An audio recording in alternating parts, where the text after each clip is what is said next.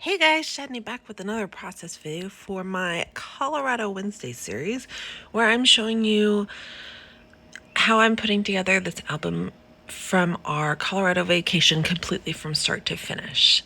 Today, I'm sorry, I have been a little out of the loop in the last couple weeks and I haven't posted one of these in I think 2 weeks, but I'm trying to get back on my normal schedule and get back to normal everything. So, I mean, we're still at home and quarantined and whatever, but we're trying to get back to like a normal routine. So, anyways, first thing I've done is I've got this really cool honeycomb background, and it's like a cream based, like a really light cream based, and then a wood grain, like a really pretty wood grain over the top of it. So the first thing I did was I pulled out this really old scrap. I don't even know what brand it is or where it came from or anything like that, but it is a craft paper and it's a like a cut file. Sorry, I'm still kind of waking up and my brain's not functioning. If you've been around at all for any of my videos, you know I'm a little crazy and my brain doesn't work all the time. But so it's a little extra this morning. I'm just waking up, trying to hurry and get the voiceover done before the kiddo wakes up. So anyways, so it's basically a cut file out of craft, and I didn't have a whole lot of it left, but I love it. It's so pretty, and I've been trying to save it because I know I could use it on something. So what I did is I just tore the edges so that it gave it, oh, sorry, like more of almost like an organic kind of feeling, like none of the edges were cut, they were all torn. So it's like a weird kind of wonky shape. And I'm just going to use it as a layering piece to give some texture behind my photos. Then I pulled out all sorts of scraps that I liked the colors of, corals and orange and like this citron yellow and like a golden yellow and peach and tan and like all these really pretty colors, and then like a scarlet color right there. And I pulled out my hexagon punch. I think this is the smaller one. I have two sizes and I've lost one, and I think it's the larger one that I've lost because I was using the larger one for some English paper piecing at one time, and that didn't last very long. Anyways, whole other story. Now I've just gone through a bunch of scraps and 6x6 papers and punched out these hexagons, a couple from each page, each pattern, sorry. And I'm just kind of arranging them together. I'm gonna do a little, like just like a section across the top, but not all the way across, just kind of in the middle across the top. And then I have 3 photos, and they're smaller than 3x4, but not that much smaller, maybe 2.5x3, no, maybe a little bit larger. I'm not really sure exactly, maybe 3x3.5 or something like that. So I'm just going to arrange, sorry, that noise was the dog coming in from outside, the door sliding. I'm going to just kind of arrange these across here, and I'm scooting everything over because, oh, sorry, they did not stay centered. So I'm just trying to keep everything kind of just messing with it to, oh, stop. Oh, there we go. Sorry. I thought the video stopped, but I think I stopped. Sorry, in the video. I'm just trying to keep it like a feeling like I like it. So I'm going to start adhering all of these pieces down. I'm starting in the middle and then working out to try to keep them evenly spaced and not get wonky, because sometimes if you start on one side and then get to the next side, they can get kind of wonky and then they're not spaced out correctly, so then it looks crowded on one side or the other, something like that. So I'm trying to work in rows, work across and then down or up, so that everything kind of stays very evenly spaced and with just a little bit of room between each one. Probably like about 1/8 of an inch or maybe a little bit less. I'm just adding a little bit of adhesive behind each hexagon. Sorry, I blanked for a second. And just adhering them down. I am just using this kind of as a background. I also will, next week's layout, which, because I've already filmed these several weeks ago, these two not anymore, but these two this week and next week I've already filmed several weeks ago. The next week, because they are ones that will be side by side, I don't scrap double page layouts 99% of the time. And I mean, and you've already seen that and noticed that, but I just don't. I like everything to be its own individual thing, and I don't know. I just don't. I also don't usually, if I use a lot of photos on a page, I don't usually keep them really big. I shrink them down so that I can do something cool, because for me, scrapbooking is much more about the creative outlet, the creative release of it. It like calms me down and de-stresses and centers me. So I love that I get to document memories and stuff and keep a record of our life, especially for India in the future and all that. But for me, it is much more about the creative outlet.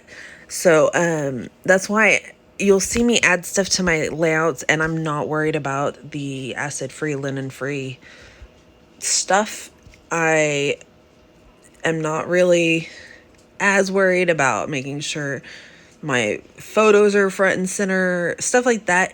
It's much more about just doing what I like and getting that creative release, but still having something that I can keep long term that can document things. I scrapbook a lot of layouts. I don't scrapbook. Like, I know a lot of people who are much more story based or photo based that are doing it much more for the record, for the documenting of the memories and the family history and stuff like that. Will do 2-page layouts or 2-page spreads, do a lot more photos, do a lot more journaling, stuff like that, and more like meaningful kind of stories and stuff. And that is amazing. I love that we have a hobby that is so versatile, and everyone can do it the way they like it and the way that makes them happy. And that, for the most part, in my experience, people don't make you feel bad for not doing it the way they do it. So I think that's really awesome, and I hope that continues, because I mean, just do what makes you happy, people. Sorry, I'm getting in this whole crazy tangent. Just ignore me. I'm so sorry. Back to the layout. So I've got all these pieces adhered down. In my head, I was going to stitch through some of these honeycombs. Oh, what I started saying in the whole beginning was next week's layout,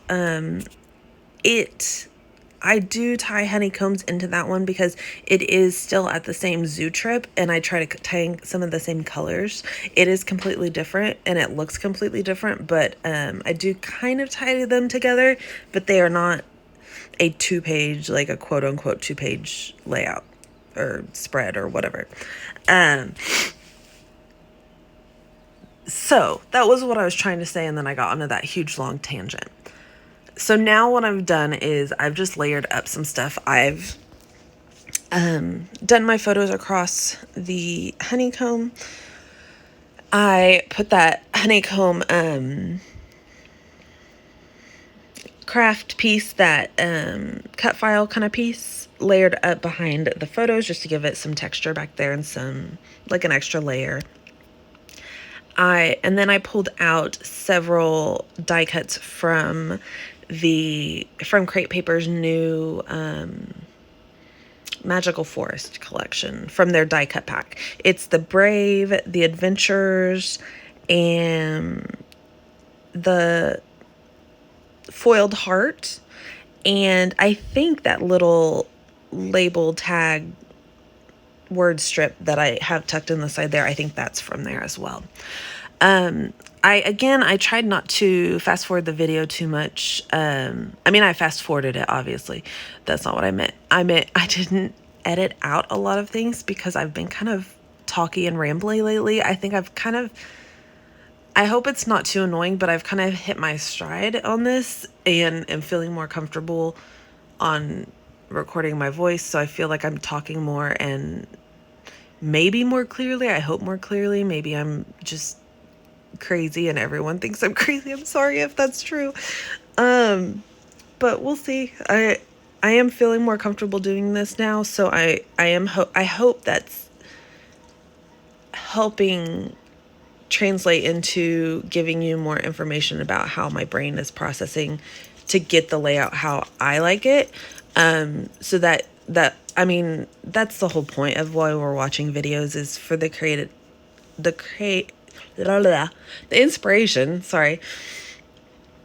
inspiration to scrapbook or how to scrapbook, but also to see everyone's process and see why they do things the way they do it, to see what is ultimately going to work for us.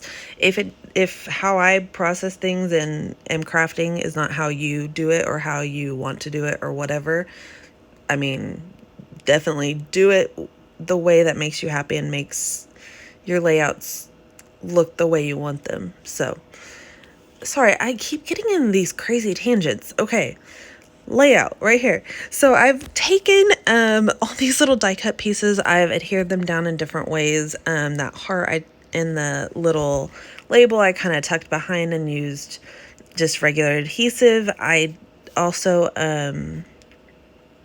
I used Pop Dots, the Stampin' Dimensionals, to adhere down my title, which is that Brave Adventures.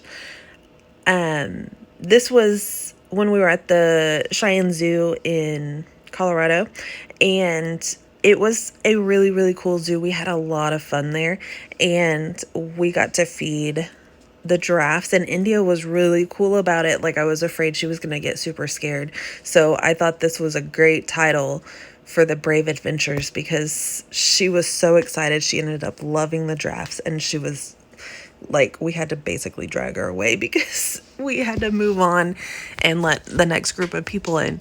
So now I'm just starting to pull out tiny little sprinkly embellishment pieces. I've got these Pink Fresh wood buttons, which I haven't bought a lot of wood buttons. I think mostly because honestly they're expensive and I didn't want to invest in it, like, at the time, any time. I don't know what I'm saying. But I really love them. I love the extra texture and color that they give. It's just a whole different look because it's got the epoxy and the color and the wood. And so I really like the wood buttons. I'm definitely going to have to invest in more wood buttons in upcoming, whatever they're called, collections, releases, and hopefully people will keep putting them out. I'm also a little bit obsessed with brads right now. I've been watching a lot of RTS scrapbooking, and I just discovered her page. Like a scrappy friend had mentioned her in a Zoom meeting, and Lisa Brooks, somehow we got to talking about her, and I hadn't really watched a lot of her stuff, so I went back and now I'm kind of obsessed. That's why I've gotten so obsessed with making page kits lately. It's because I can't stop watching her building page kits. So I'm also kind of obsessed with brads is what I was saying, and I ordered a bunch online somewhere. Anyways, sorry, moving on.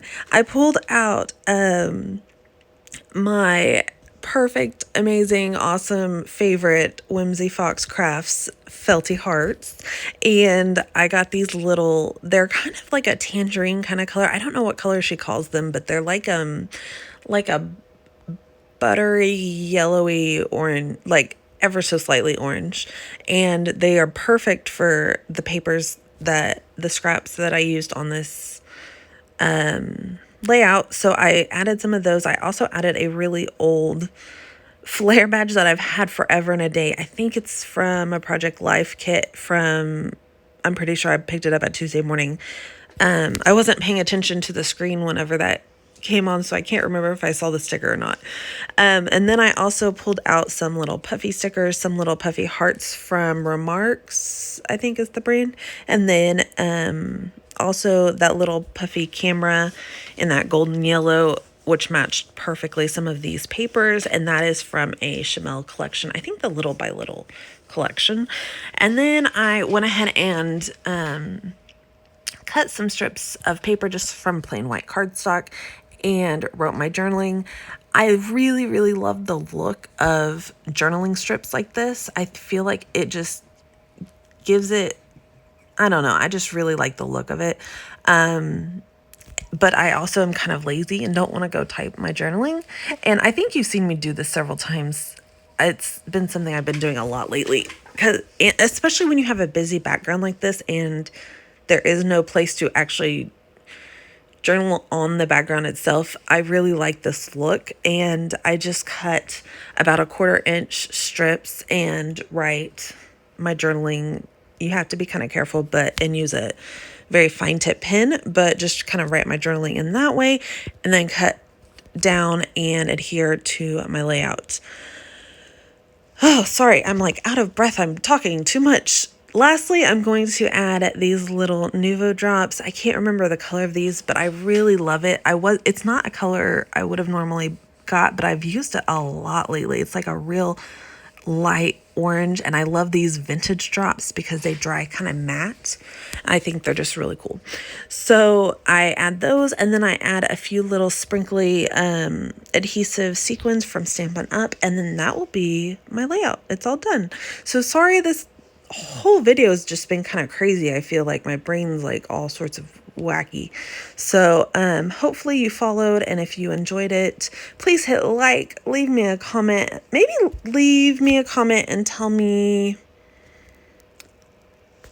I don't know. I can't think of anything today.